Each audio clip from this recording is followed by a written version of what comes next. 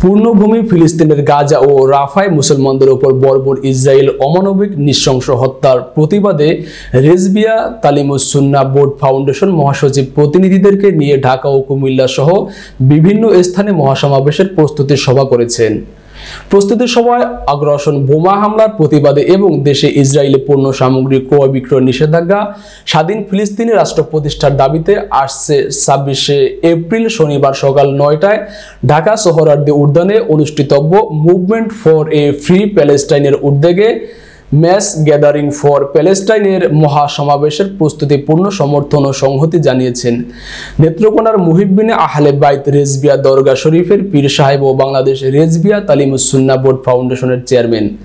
আব্দুর রাসূল আল্লামা মুফতি নজরুল আমিন রেজবি হানিফি কাদেরী এবং অত্র ফাউন্ডেশনের মহাসচিব মুফতি কাজী সিদ্দিকুর রহমান নাজিরি।